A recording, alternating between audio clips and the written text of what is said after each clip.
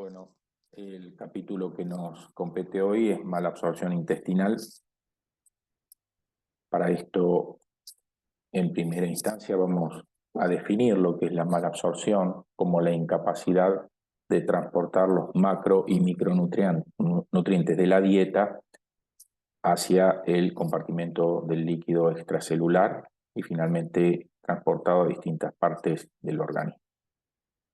Para esto es importante, cuando vamos a estudiar un proceso de malabsorción intestinal, tener claro algunos aspectos de donde se absorben principalmente los macro y micronutrientes, en qué topografía del tubo digestivo, así también como el agua y electrolitos, para de esta manera, cuando detectamos una afección a determinados niveles, podemos inferir qué tipo de malabsorción va a presentar el paciente. Es así que esquemáticamente este gráfico resume de manera razonable, como por ejemplo, digamos, la producción del factor intrínseco para fijarse a la vitamina B12 a nivel del estómago, la acción del pepsinógeno en las proteínas y la transformación de las sales de hierro. Luego de esto, a nivel del duodeno y a través de las lipasas, proteasas y la amilasa provenientes del páncreas, se va a producir, digamos, la degradación de triglicéridos, de proteínas en aminoácidos y de los carbohidratos en disacáridos, para luego más adelante ser transformados a monosacáridos por las disacaridasas. También tenemos que a nivel del ayuno proximal, la absorción de hierro, más tarde la absorción de calcio, algo de folatos, las vitaminas, la producción de vitaminas liposolubles, los ácidos grasos, y así, digamos, sucesivamente, viendo este gráfico, pueden revisar de alguna manera los sitios de absorción principales. Es importante, cuando nos adentramos en el estudio de un proceso patológico, repasar de alguna manera la fisiología del tubo en cuestión, o del sistema o del órgano, para poder inferir de alguna manera los efectos que va a tener desde el punto de vista de la fisiopatología y los hallazgos clínicos, una vez que se afecten las distintas topografías, en este caso del tubo digestivo. Tenemos que tener en cuenta que el organismo está expuesto diariamente a gran cantidad de sustancias, que muchas de ellas pueden ser dañinas, agentes infecciosos que ponen en peligro la salud del individuo. Una de las regiones de mayor cantidad antigénica que recibe el organismo es a nivel del tracto gastrointestinal, por tener una superficie de contacto con el exterior de aproximadamente 250 metros cuadrados. Por eso, además de desarrollar la función digestiva y la absorción de nutrientes, se constituye en una gran barrera física con el exterior, impidiendo de alguna manera el paso de patógenos al medio interno. Y asimismo, coexiste con la microbiota intestinal, tolerando bacterias comensales, mientras se defiende de patógenos para preservar la homeostasis o la eubiosis.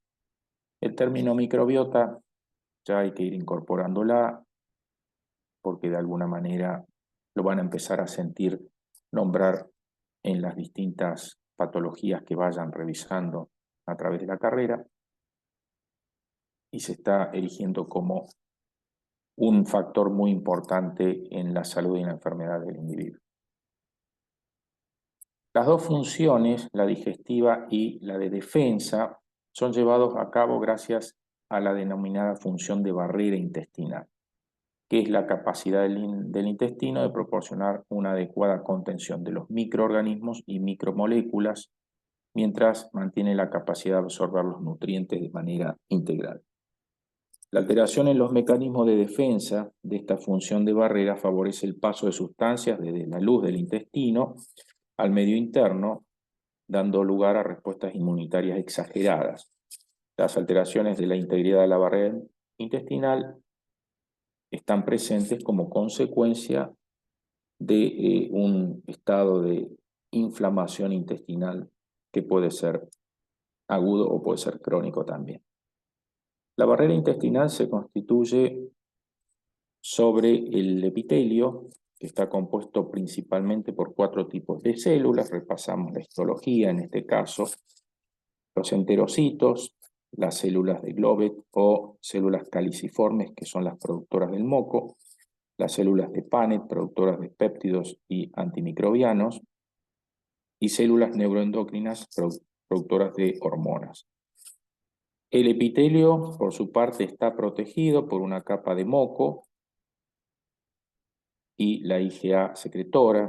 Además, la microbiota se puede considerar como una parte de la barrera intestinal. Debajo del epitelio, la lámina propia contiene células dendríticas, macrófagos, células linfoides innatas, linfocitos T y células plasmáticas. Importante tener en cuenta este concepto de los componentes porque más adelante vamos a ver cómo interactúan en las distintas patologías. Ambos, el epitelio y las células de la lámina propia, son los principales mediadores en la respuesta inmune, tanto innata como adaptativa, y obviamente componentes importantes de la barrera intestinal. La alteración de la función de barrera intestinal se ha asociado con el desarrollo de diferentes enfermedades, como la enfermedad celíaca, la enfermedad inflamatoria intestinal, como colitis ulcerosa y enfermedad de Crohn, y también el síndrome del intestino irritable. En relación a los componentes de la barrera intestinal, tenemos los componentes extracelulares. La primera línea de defensa del tracto gastrointestinal se encuentra a nivel luminal, donde los microorganismos y antígenos son degradados de forma inespecífica por la acción, primero del pH, las secreciones gástricas, pancreáticas, biliares. Las enzimas digestivas principalmente, como vimos, ¿no? Las proteasas, amilasas y nucleasas ejercen la acción, que es una acción tóxica sobre los microorganismos mediante la destrucción de la pared celular del mismo, consiguiendo eliminar gran parte de los microorganismos procedentes de la dieta. El epitelio está recubierto por una capa de moco. O sea, estas células que vemos acá están recubiertas en la parte, digamos, luminal del intestino por una capa de moco, agua y glicocálix, secretado fundamentalmente por las células de Glovet, por las células caliciformes, y forma una barrera fisicoquímica impidiendo la adhesión de las bacterias al epitelio, mientras que permite la absorción de los nutrientes. Por su parte, este moco, que descansa sobre el epitelio, está compuesto principalmente por mucina, rica en proteínas, que forman redes poliméricas, y las mismas son las MUC. Las MUC se pueden dividir en 2 grupos: las MUC gelificantes, producidas por las células de Glovet, y las MUC asociadas a membrana, expresadas tanto en las células de Glovet como en las células absortivas de su membrana apical. Las MUC2 es el principal componente del moco que descansa sobre el epitelio. La capa de moco, a su vez, se divide en una capa interna y otra capa externa. La capa de moco externa contribuye a la retención de las secreciones mucosas ricas en péptidos antimicrobianos e impide la adhesión a la mucosa y la posterior invasión por parte de los microorganismos. La colonización por la microbiota habitual o comensal está en general limitada a esta capa externa. Mientras que la capa de moco interna está en gran medida desprovista de bacterias, es la que contacta directamente y separa físicamente las células endoteliales de la capa externa de moco. La capa externa contiene inmunoglobulina A secretora sintetizada por células plasmáticas de la lámina propia y secretada a la luz en forma de dímeros aglutinados, digamos, de dímeros para de esta manera aglutinar bacterias. Además, la IgA secretora es un modulador importante de la composición de la microbiota y es un contribuyente a mantener la homeostasis. Por otro lado, los péptidos antimicrobianos son secretados por las células de Paneth localizadas en la base de las criptas, así como por los enterocitos y las células inmunes. Los péptidos antimicrobianos incluyen actividad no solo frente a las bacterias, sino también frente a los hongos, virus, incluso frente a las células tumorales. La producción de estos péptidos está relacionado con lo que se conoce como disbiosis, donde la defensa inmune puede resultar severamente comprometida. Estos péptidos antimicrobianos provocan la lisis bacteriana mediante la formación de poros en la membrana y algunos son capaces de inducir aumento de la secreción de agua a la luz intestinal arrastrando las bacterias. Luego, adherido al epitelio, se encuentra la capa de moco más densa, también llamada glicocálix interna, que facilita la absorción de nutrientes, mantiene la hidratación epitelial y lo protege de la acción de las enzimas digestivas. Así es que la secreción de agua y cloro a la luz intestinal se lleva a cabo principalmente por los enterocitos, impide la colonización bacteriana y tiene de alguna manera un efecto de dilución sobre el contenido intestinal. Y por último, el peristaltismo evacúa el contenido luminal disminuyendo su tiempo de permanencia y por lo tanto el tiempo de contacto de las posibles sustancias tóxicas con el epitelio intestinal. Esto hablando de los elementos extracelulares. Ahora, de los elementos celulares, habíamos dicho que en primera instancia nombramos la microbiota, que es la parte que se encuentra en la parte más externa, es un componente fundamental de la barrera intestinal que influye en el metabolismo, la proliferación y mantenimiento de esta barrera. La flora comensal además limita la colonización por parte de patógenos compitiendo por los nutrientes y por el nicho ecológico, modifica el pH y produce sustancias antimicrobianas. La composición de la microbiota es modificada por el medio ambiente, la dieta y factores genéticos. Cuando se altera esta composición, llamamos disbiosis, que es una característica que se encuentra en la enfermedad inflamatoria intestinal y además otros trastornos que se relacionan con alteración de la función de barrera. Por otro lado, sigue a la microbiota el epitelio intestinal.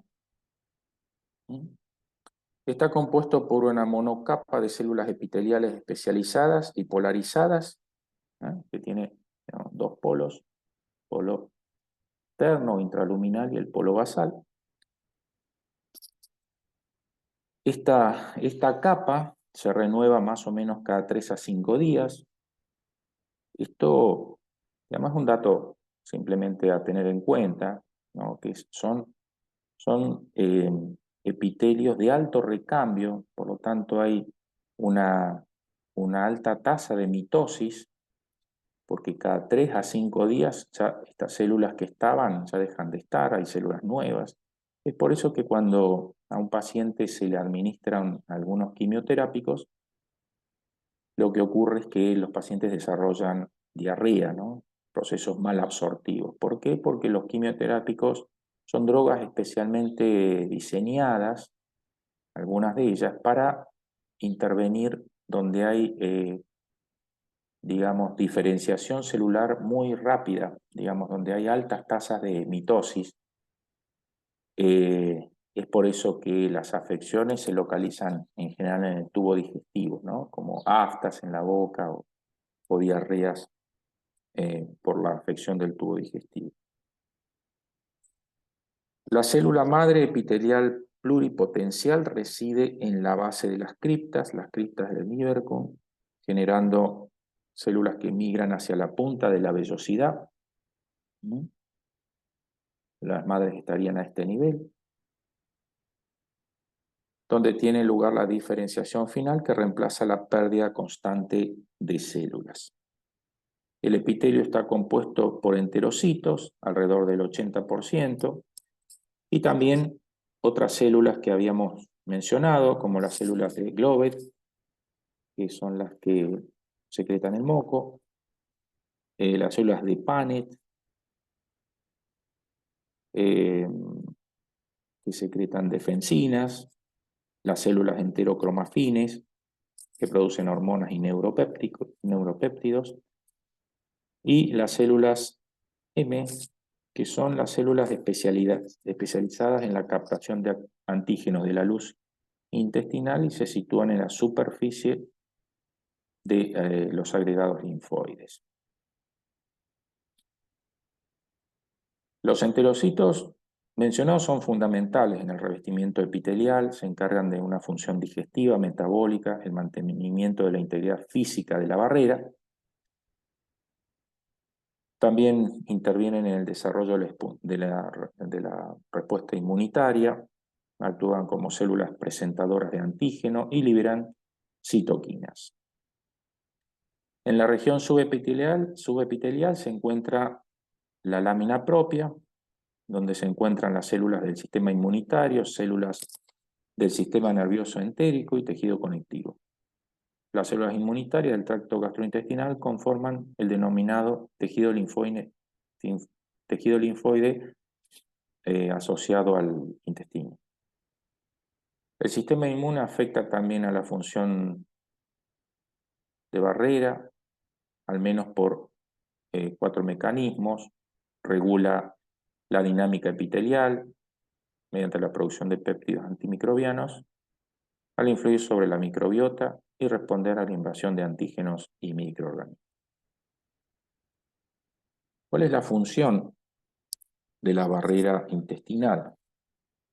Las células epiteliales forman una monocapa, dijimos, continua, polarizada, donde las membranas de las células están conectadas entre sí y unidas a la membrana basal mediante complejos proteicos que mantienen la integridad epitelial. Están unidas entre sí y también a la lámina propia. Estas uniones se clasifican en 3 grupos: uniones estrechas, las tight junction, uniones de anclajes y uniones comunicantes. Dada la proximidad estructural y funcional, las uniones estrechas y las uniones adherentes se denominan como el complejo de unión apical. El complejo de unión apical. Las uniones estrechas y las uniones adherentes. Este es el complejo de unión apical.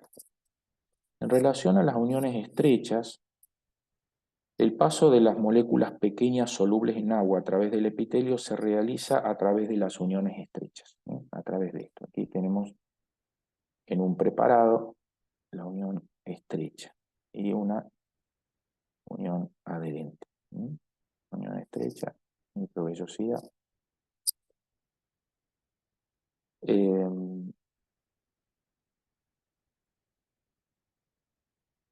Son las uniones intracelulares más apicales y su función principal es el mantenimiento de la barrera y polaridad epitelial, limitando el paso de iones y antígenos luminales. Fíjense la importancia que tiene esta unión estrecha. La unión estrecha se compone de complejos multiproteicos constituidos por 4 familias de proteínas transmembrana, la ocludina, claudinas, moléculas de adición y tricelulina.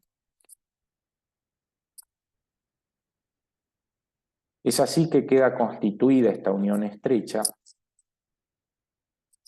No vamos a describir las proteínas porque no escapan un poco al objetivo de este capítulo. Luego tenemos las uniones de anclaje que conectan el citoesqueleto de cada célula con las células vecinas o la matriz. Las uniones adherentes y desmosomas constituyen un mecanismo adhesivo entre las células epiteliales, pero no determinan la permeabilidad paracelular. La permeabilidad está básicamente determinada por las uniones estrechas. Las uniones adherentes establecen una unión del citoesqueleto de actina de las células adyacentes. Los desmosomas, compuestos principalmente por desmogleína, desmocolina y desmoplaquina, son uniones intercelulares que proporcionan una fuerte adhesión entre las células, vinculados intracelularmente a los filamentos intermedios del citoesqueleto de cada célula vecina, el desmosoma. Y aquí de alguna manera se puede observar, ¿no? Estos son los desmosomas. Y luego las uniones comunicantes permiten la comunicación entre los citoplasmas de las células vecinas a través de la formación de un canal que atraviesa las membranas. En relación a la fisiología, la permeabilidad intestinal es la capacidad de la superficie de las moléculas a ser atravesada por diferentes sustancias, ¿no? Desde ya el paso de nutrientes, la absorción de agua, iones, se realiza a través del epitelio por procesos de transporte activo o pasivo. El transporte activo es el paso de los solutos y de los iones en contra de gradiente. Sabemos que en general requiere consumo de energía y se realiza por vía transcelular. Por otro lado, el transporte pasivo puede realizarse por difusión o convección, que lo va a determinar la concentración de la molécula a través de ambos lados de la membrana. El movimiento pasivo de las moléculas depende tanto del gradiente como de la diferencia del potencial eléctrico a través de la membrana. Esto ustedes ya lo saben. El transporte pasivo a través del epitelio puede ocurrir por 2 vías. Uno, a través de la célula, o sea, transcelular. Y paracelular a través de los espacios intercelulares. Las características de las uniones intercelulares determinan este flujo paracelular. El yeyuno está considerado un epitelio poroso que permite la transferencia de grandes cantidades de líquido, a diferencia del colon, que se considera un epitelio impermeable, en el cual la transferencia de solutos se realiza contragradiente.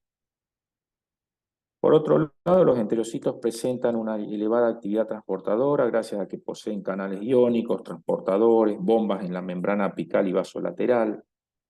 El transporte neto es el resultado del balance entre la absorción y la secreción. Este transporte se lleva a cabo en forma selectiva mediante 2 vías principales. La paracelular, que constituye el 85% del flujo pasivo de moléculas a través del espacio entre dos células epiteliales adyacentes y está regulado principalmente por las uniones estrechas, que presentan poros de diferente tamaño, limitando la entrada de partículas. Esta es una vía de barrera muy efectiva para el paso de antígenos luminales y es determinante en el establecimiento de la permeabilidad intestinal. Y la vía transcelular permite el transporte de solutos a través de la membrana del enterocito mediante diferentes mecanismos. Los compuestos lipofílicos e hidrófilos de pequeño tamaño difunden por transporte pasivo a través de la bicapa lipídica de la membrana. Los iones, aminoácidos o determinados antígenos atraviesan la membrana epitelial por un transporte activo.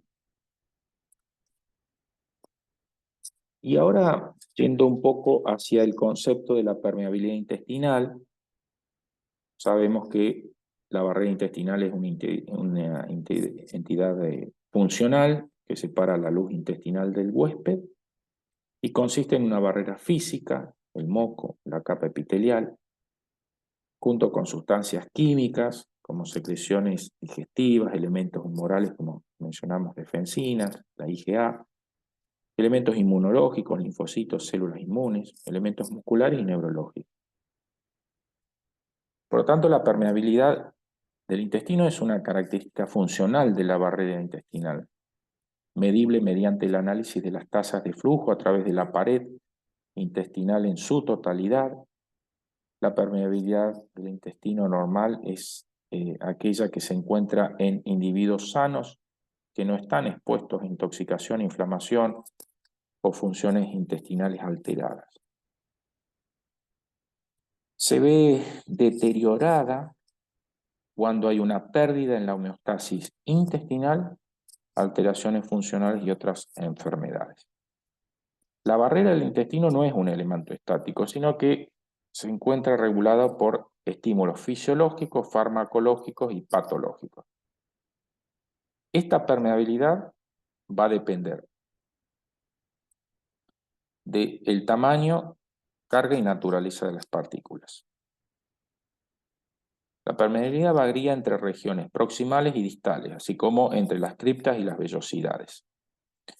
Los mecanismos que regulan el paso de sustancias a través del epitelio son similares a lo largo de todo el intestino y están incluidos en ello la interacción de proteínas, de las uniones intercelulares, del citoesqueleto, de actina y los procesos de endocitosis y señalización intracelular. El control de esta barrera resulta de la interacción entre la microbiota, las células epiteliales, el sistema inmunitario y el sistema nervioso entérico. Por ejemplo, el sistema inmunitario, a través de diversas citoquinas, regula la barrera intestinal, reordenando a las uniones estrechas. Un perfil citoquímico aumentado o inapropiado puede provocar lesión en estas uniones y aumento de la permeabilidad.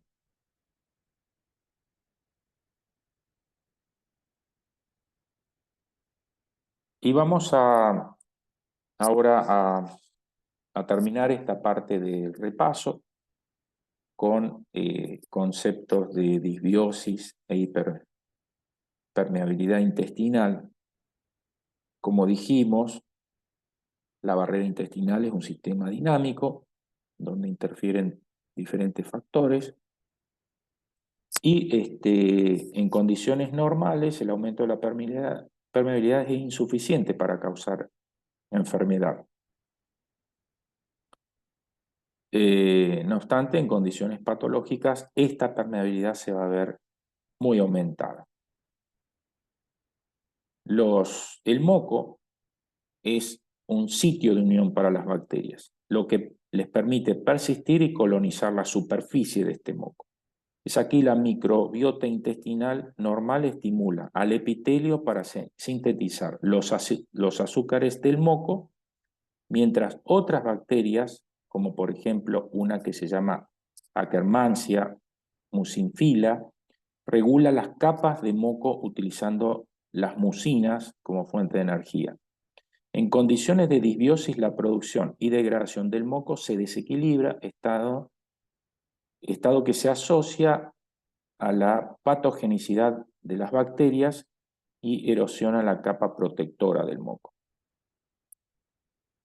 Los microorganismos pueden modular la permeabilidad intestinal tanto directamente al alterar la expresión de proteínas de las uniones estrechas, esto es de manera directa, y también pueden actuar de manera indirecta a través de la liberación de péptidos, toxinas o algunos metabolitos.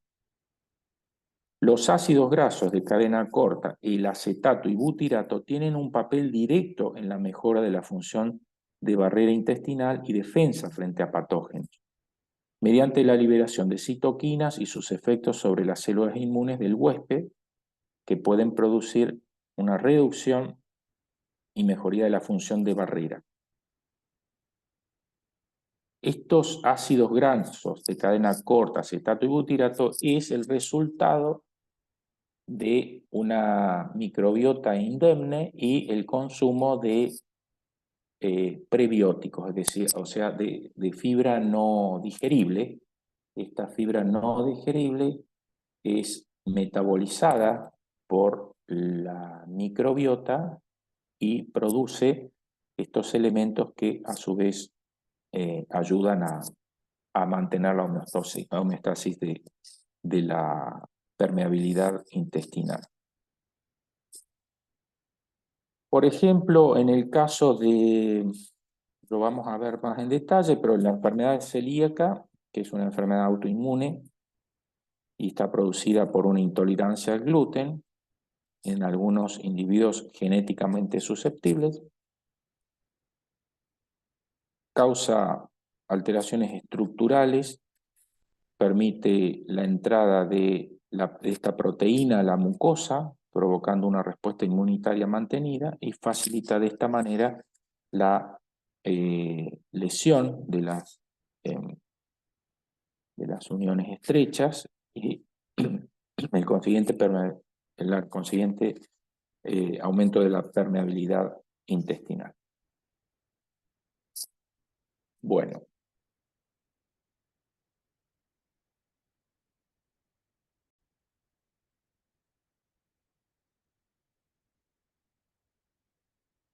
Bien. En relación a la clasificación de los síndromes de malabsorción, vamos a proponer un par de clasificaciones, ambas son válidas. De alguna manera, para tener el concepto, básicamente hay dos clasificaciones que sirven mucho para la fisiopatología, que es cuando hay alteraciones en la fase intraluminal o bien en la pared del intestino, es decir, el epitelio y la pared en general. Cuando hay afectación de pared o intraluminal. Son los dos grandes grupos. Hay después algunas que tienen que ver con los trastornos a nivel linfático, por lo tanto el drenaje linfático se entorpece del intestino y va a haber también procesos de malabsorción, pero son los menos. En general, uno, digamos, cuando identifica estos dos grandes grupos, en principio la fase intraluminal, vamos a tomar en cuenta que hay déficit enzimáticos en esta primera fase, como es la alteración del borde en cepillo, las faltas de las enzimas como enteroquinasa, por ejemplo, o bien la afección del páncreas como órgano exócrino, con deficiencia de amilasa, proteasa lipasa, producción de ellas, ¿no? O el déficit de sales biliares. Estos en general son déficits congénitos de las enzimas del borde en cepillo, ¿eh? La intolerancia a la lactosa En este caso son más bien adquiridos, ¿no? En caso de pancreatitis crónica, tumor de páncreas, y en este caso se afecta la totalidad de la digestión, ¿no? Y el déficit de sales biliares, como por ejemplo en las enfermedades colestáticas del hígado o el sobrecrecimiento bacteriano. Esto generalmente se manifiesta por esteatorrea, que es la manifestación clínica de la mala digestión de grasas. Y por otro lado tenemos el otro gran grupo, que es la afectación a nivel de la pared intestinal, donde tenemos, por ejemplo, la enfermedad celíaca, la enfermedad de Crohn y algunas que son un poco menos frecuentes. Y algunos también donde hay déficit primario o secundario de transportadores específicos. Esto es mucho menos frecuente. Si uno tendría que jerarquizar en los grupos, diríamos, pancreatitis crónica, básicamente, cáncer de páncreas, enfermedades colestásicas, luego en relación a las alteraciones de la pared, la enfermedad celíaca, la enfermedad de Crohn, menos linfoma. Las alteraciones de la circulación, como por ejemplo el paciente con insuficiencia cardíaca puede tener una alteración de la absorción a nivel del tubo digestivo. La insuficiencia cardíaca es una enfermedad prevalente, por lo tanto a tener en cuenta, ¿no?, en los procesos malabsortivos. La hipertensión portal, y cuando hay alteración de los microorganismos, que por ejemplo puede ser el sobrecrecimiento bacteriano, que también es un evento importante por la utilización de distintos tipos de cirugías y drogas que pueden alterar la microbiota. Otra clasificación la divide en maldigestión como expresión de la afección intraluminal, problemas murales y causas microbianas. La maldigestión, por ejemplo, se da en situaciones puntuales, como puede ser en pacientes, por ejemplo, gastrectomizados, donde ya hay un paso de la digestión que tiene que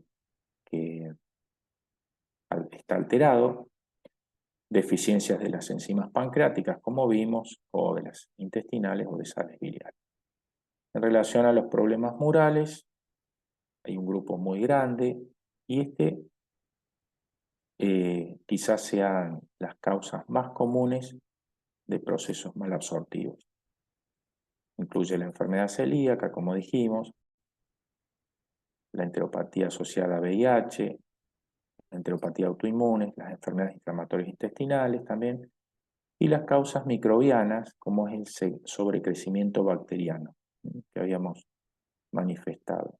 ¿De acuerdo? Después algunas enfermedades por determinados parásitos u hongos. Esta clasificación es como más amigable para el razonamiento de las afecciones.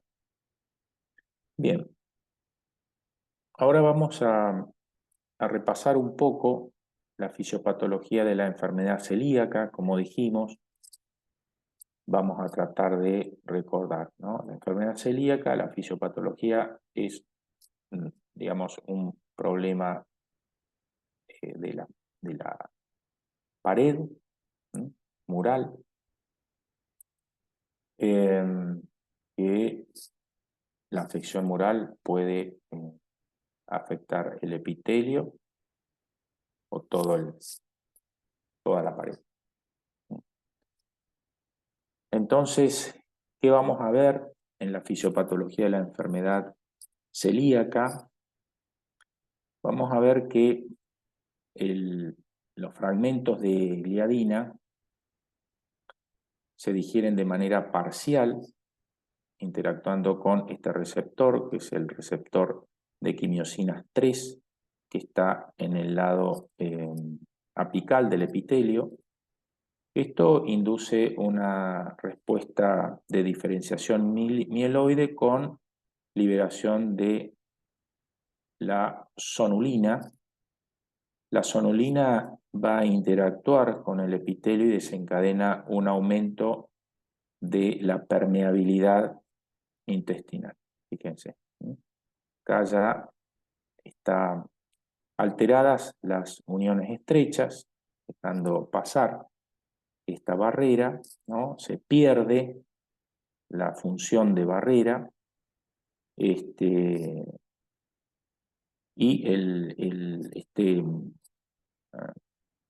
digamos, fragmento de gliadina parcialmente digerido atraviesa, produce una traslocación, ¿no es cierto?, de la luz hacia el interior de la pared intestinal, llegando así de esta manera, desencadenando estos péptidos la liberación de interleuquina 15, factor de crecimiento de queratinocitos, e interleuquina 8 en esta etapa, digamos. Luego, este proceso de liberación de citoquinas va a llevar a el reclutamiento de neutrófilos a nivel de la lámina propia, y de manera simultánea los inhibidores de la alfa-amilasa tripsina activan el complejo del receptor TOL4, con la posterior regulación positiva de los marcadores de maduración y la liberación de citoquinas proinflamatorias.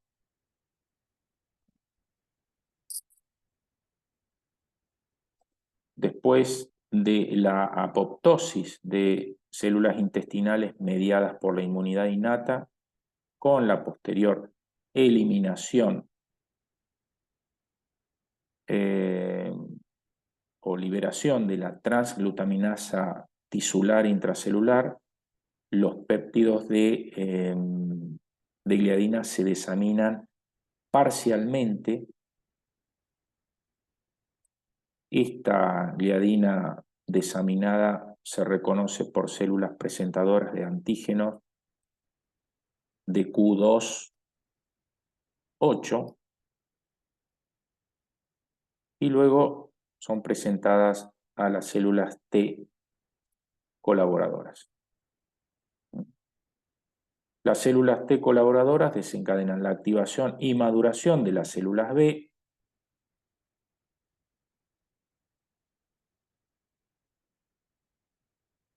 produciendo anticuerpos IgM, IgE contra la transglutaminasa tisular. Las células T colaboradoras también producen citoquinas proinflamatorias,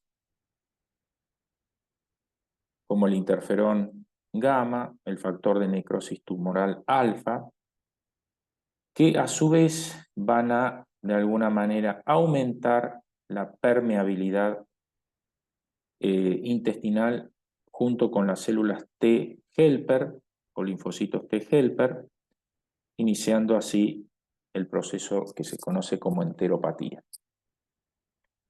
Estos enterocitos ya dañados expresan el transportador CD71,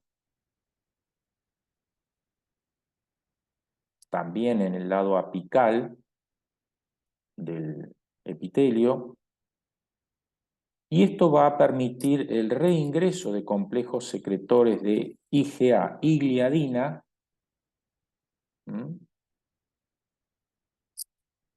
y de esta manera se potencia así el tráfico de gluten desde la luz intestinal hacia la lámina propia. Esta última instancia, la interacción entre las células T CD4 de la lámina propia con la gliadina, induce la activación y proliferación con producción de citoquinas proinflamatorias, metaloproteasas y el factor de crecimiento de queratinocitos. Por las células estromales, lo que induce una hiperplasia de las criptas y acortamiento de las vellosidades secundarias a la muerte de las células epiteliales, que está inducida por los linfocitos intraepiteliales. Así, las células hiperplásicas se caracterizan por una expansión del compartimiento de células progenitoras inmaduras, un mayor número de células estromales que se sabe que forman parte del nicho de las células madres intestinales y los niveles elevados de antagonistas de proteínas morfogenéticas óseas como gremlin 1 y gremlin 2 pueden contribuir aún más a la hiperplasia de las criptas en la enfermedad celíaca. Por lo tanto, ustedes ven que este proceso es un proceso que se retroalimenta de manera constante, mientras no se elimine la noxa.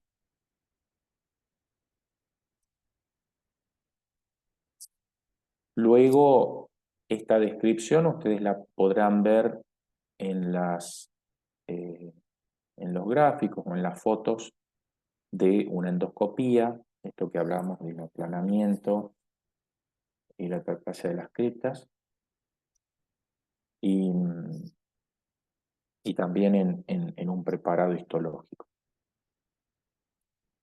¿Cuáles son las manifestaciones clínicas de la enfermedad celíaca? Vamos a tener, en general, brevemente, desde el punto de vista epidemiológico, podemos decir que es más frecuente en mujeres, con una proporción de 2 mujeres a un hombre o 3 mujeres a un hombre. Ahora, cuando se hace cribado serológico, la proporción real es de 1.5 a 1. Esto es, digamos, cuando uno tiene más en cuenta el estado, digamos, clínico, síndrome clínico, y esto es cuando solamente nos ceñimos a la serología. Que como vimos aquí, dijimos que la liberación, ¿no?, que hay en este proceso, una liberación de la transglutaminasa tisular, producida, digamos, básicamente por la unión de estos anticuerpos. Esta transglutaminasa, estos anticuerpos después se pueden medir en plasma como anticuerpos anti-transglutaminasa, que hay IgA e IgG. Esa es una manera de determinar serológicamente. Bien. La enfermedad celíaca puede ocurrir a cualquier edad. Esto hay que tenerlo en cuenta. Hay 2 picos, ¿no?, de inicio. Uno es después del destete, en los primeros 2 años de vida, es decir, cuando el bebé comienza a recibir ya alimentos, y en el otro, el segunda o tercera década de la vida. En el 2011, la clasificación de Oslo identifica 3 presentaciones clínicas: la clásica, una no clásica, una subclínica, una que es potencial y otra que es refractaria. Ahora vamos a ver qué es la clásica, la no clásica. La forma intestinal de la enfermedad celíaca es la que se detecta con mayor frecuencia en los niños menores de 3 años y está caracterizada por diarrea, pérdida de peso, pérdida de apetito, distensión abdominal y retraso del crecimiento. Esta es la forma clásica. Luego de los 3 años ya pueden presentar, y en adultos, diarrea, distensión, estreñimiento, dolor abdominal o pérdida de peso. En adultos, el síndrome de mala absorción, como vimos, con diarrea, pérdida de peso y astenia, es mucho más raro. Es mucho más raro. Es por eso que esta forma no clásica es más aplicable en adultos. El síndrome de intestino irritable, con alternancia de síntomas y o signos similares a dispepsia, náuseas y a veces vómito, es más frecuente. Esto hablando siempre de las manifestaciones gastrointestinales. En relación a los síntomas extraintestinales, son comunes en niños y en adultos. Por ejemplo, la deficiencia de hierro con anemia microcítica. 40% de los casos. Hay mala absorción de hierro y un proceso de inflamación crónica. Más raro es la aparición de anemia macrocítica por deficiencia de ácido fólico o vitamina B12. Esto a tenerlo en cuenta. ¿Por qué? Porque hay a veces mujeres que se presentan con anemia ferropénica persistente por años, se les administra hierro y en realidad el trastorno subyacente es una enfermedad celíaca. Esta es una forma de presentación que no es muy inhabitual. Otra es la osteoporosis, que en general el 70% de los pacientes al momento del diagnóstico ya tienen osteoporosis. Esto quiere decir que la enfermedad celíaca se sigue diagnosticando tarde. En los niños, el retraso del crecimiento y la estatura baja. Otros signos incluyen defectos en el esmalte, estomatitis, aftosas, la elevación de las transaminasas intestinales, distintos síntomas neurológicos, cefalea, parestesias, ansiedad, depresión. También pueden haber cambios en la función reproductiva, por ejemplo, con una menarca tardía, amenorreas, abortos espontáneos recurrentes, parto prematuro, menopausia precoz, cambio en el número y movilidad de espermatozoides. Entonces, como ven, es una enfermedad, ya no se considera a una enfermedad localizada al tubo digestivo, sino que es una enfermedad sistémica, la enfermedad celíaca. Y otro concepto es que atraviesa todas las especialidades médicas, ¿no? Hablamos de anemia, aquí tenemos la clínica médica, la hematología, la densidad mineral ósea, también tenemos la clínica médica, la endocrinología, la ginecología, niños, la pediatría, esmalte dental, la odontología, dermatología, el hepatólogo, neurología, psiquiatría, ginecología, urología. De alguna manera es una enfermedad que debe ser conocida en todas las especialidades. Y acá tenemos, digamos, la distribución, ¿no? Fíjense que las formas no clásicas son las más frecuentes, bueno, más de la mitad.